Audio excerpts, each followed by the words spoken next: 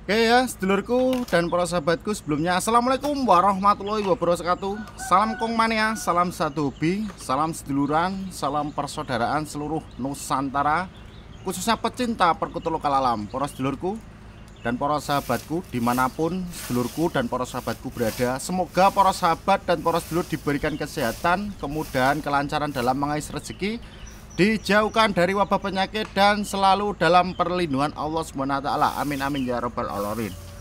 Oke ya, sedulurku dan para sahabatku.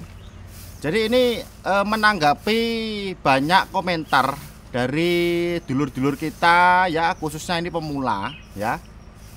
Ini menanggapi tentang memelihara burung perkutut antara jumlah ganjil dan genap ya.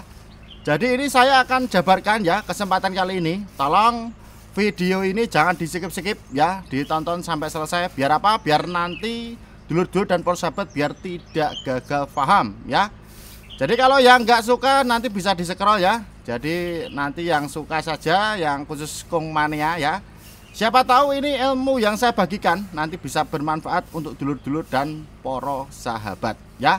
Mari kita belajar bersama, mari kita sharing bersama teman-teman ya, dulur-dulur ya.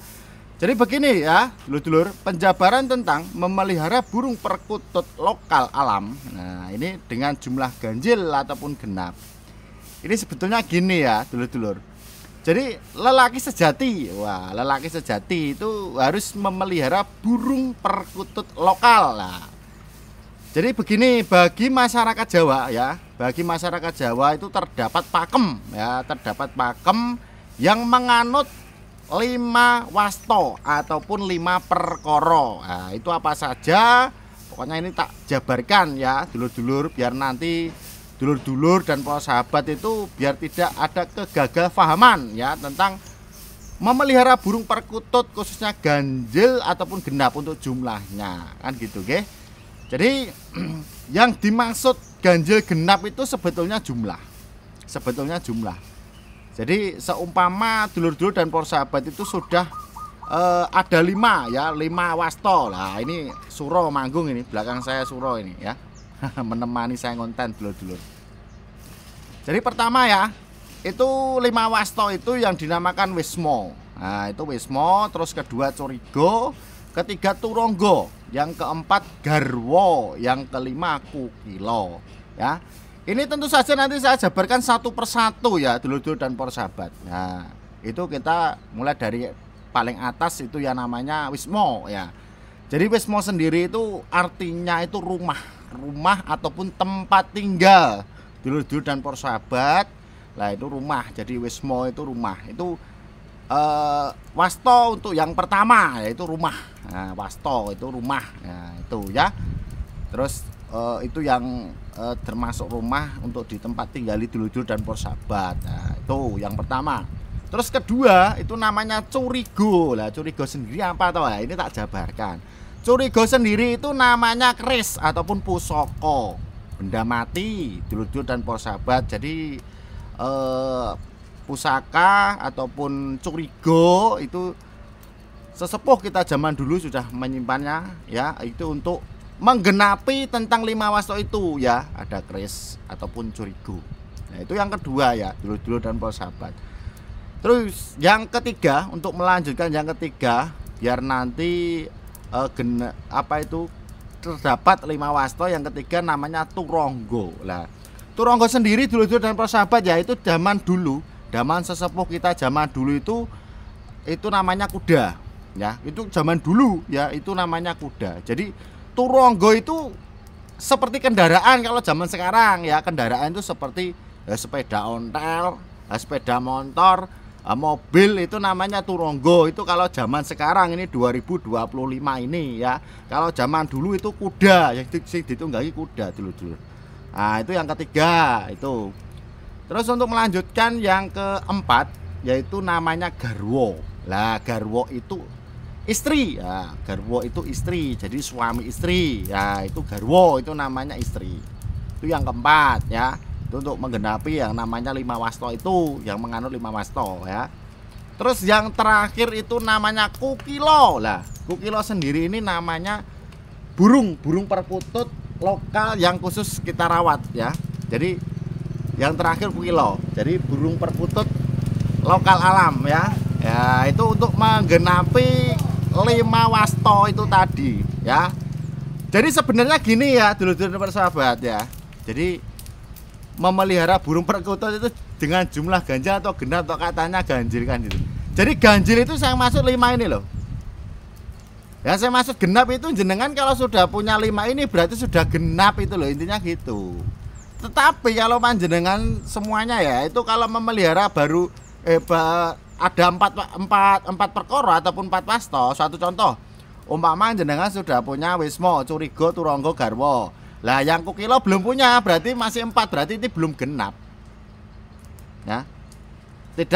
Tidak masalah jenengan mau memelihara burung perkutut dengan jumlah 3 ataupun 5 itu terserah kemampuan dulur-dulur sebetulnya itu. Jadi tidak masalah itu.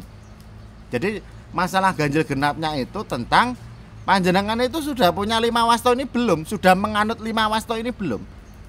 Lah umpama jenengan sudah punya Wismo, rumah udah punya. Curigo udah punya, terus Turangga udah punya, berarti 2. Terus Garwa udah punya, berarti kan kurang 2. Baru 3. Berarti itu belum genap. Seperti itu ya. Jadi ini biar tidak ada kesalahpahaman ataupun kegagapahaman tentang dulur-dulur dan prospek, maka dari itu tak jabarkan ya tentang masalah memelihara burung perkutut antara ganjil dan genap loh. Suro ini yang belakang saya ikut manggung ini, ikut menemani ya ngonten ini Suro belakang saya ya. Jadi seperti itu dulur-dulur para sahabat ya.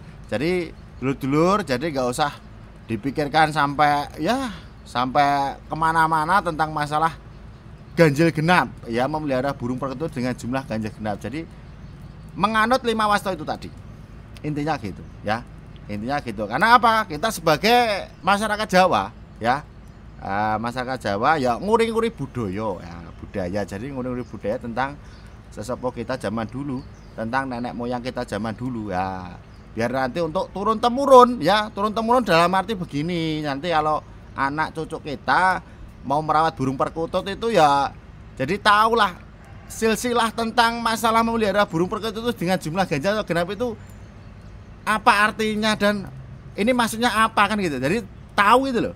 Nah, tahu seperti ini. Jadi emang kalau dulu itu zaman sesepuh kita dulu itu kan pernah menuliskan tentang apa itu memelihara burung perkutut antara jumlah ganjil dan genap. Itu emang dituliskan, kalau sekarang itu namanya primbon kan gitu ya. Kalau sekarang itu dikatakan primbon, kalau dulu kan ditulis cuma di kertas itu kan biar nanti untuk turun temurun, biar nanti anak cucu mau memelihara burung perkutut lokal kan seperti itu ya. Ya jadi nanti kan biar tahu tentang masalah memelihara antara ganjil dan genap untuk jumlahnya kan gitu. Nah seperti itu ya dulur-dulur. Jadi ini menurut versi saya dulur-dulur ya, menurut versi saya seperti itu antara memelihara burung perkutut khususnya lokal antara ganjil dan genap ya. Itu menurut versi saya ya. Kalau toh menurut versi dari dulur-dulur yang lain ya saya kurang tahu ya. Karena penanggapan itu kalau sama dulur-dulur yang lain kadang kan ada yang berbeda. Masalah memelihara burung perkutut antara ganjil dan genap kan seperti itu. Tapi ini menurut versi saya. Karena versi ini ya juga ada pembelajaran juga dari sesepuh saya kan gitu loh. Nah, gitu loh dulur-dulur dan para sahabat. Nah, oke ya dulur para sahabat ya, semoga ini ilmu yang saya bagikan ke dulur-dulur dan para sahabat semoga bermanfaat. Dan sebelum saya akhiri, sebelum saya tutup ya, saya mohon maaf kalau toh ada tutur kata saya yang kurang berkenan untuk dulur-dulur dan para sahabat. Karena apa dulur, saya manusia biasa, tidak luput dari kesalahan. Kalaupun ada kelebihannya itu datanya dari Allah Subhanahu wa taala. Raminten maruk lopo cekap semanten atur kula. Akhirul kalam wassalamualaikum warahmatullahi wabarakatuh. Salam sukses untuk semuanya. Terima kasih.